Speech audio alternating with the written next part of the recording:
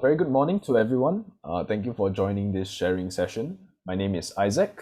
I'm a year 3 DCPE student or Diploma in Computer Engineering. And I'll be sharing with you today my EEE experiences. I was from Hillgrove Secondary School. I came to DCPE via the JAE path, and it was actually my first choice. Why? Back in secondary school, I was in robotics club. I've always been fascinated with technology since I was young, especially with computers. So this ultimately led me to choose SP EEE DCPE course as my first choice. And after 3 years, I have to say I really learned a lot. To start off, let me introduce my DCPE course. DCPE is a course that focuses both on hardware and software aspects of engineering, particularly on engineering systems. We have many modules that cover engineering applications like hardware interfacing, software programming, and even computer networking. So there's this balance. In year 2, we get to choose a path to focus more on. I chose the computer engineering and software path, the CES path, which has modules focused more on the application level. A popular project amongst the DCP students is the Zumo robot within year 1. We did both the hardware and the software of the Zumo robot, and we challenged our classmates to hit each other off the arena. It was quite enjoyable to do. It's an interesting project. Yeah, and so a big part of our assessments are actually the engineering projects. First, you get this hands-on experience to apply the knowledge you learn from the lectures. Whether it's tinkering with electronic components or coding programs, it covers both software and hardware interfacing projects. This kind of learning style allows me to practice different skill sets, apply what I've learned, and overall it gives me a very interesting way to learn engineering.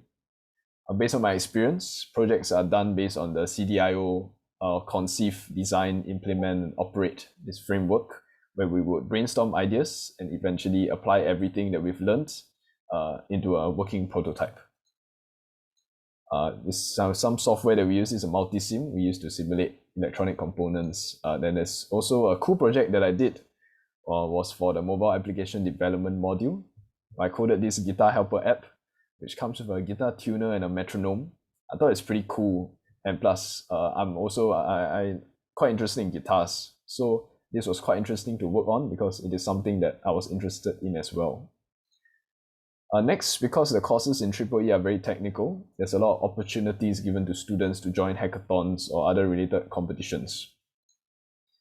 SP provides opportunities to students every year to join different competitions, and I had the opportunity to represent SP in some of them and even brought back prizes in some international competitions. So I joined this hackathon hosted by Japan called NetRock 20. It was online, but me and my team created this adaptive learning system and got us the special prize. I also joined this non-technical competition called the Korean Standards Olympiad, International Korean Standards Olympiad, where I wrote standards documents based on a theme. Our hard work paid off. We were awarded the silver prize, and you see the picture. I was quite shocked that we got it anyway. But there are many other hackathons that I participated in. Even though we didn't win, I still got to apply and hone my technical skills.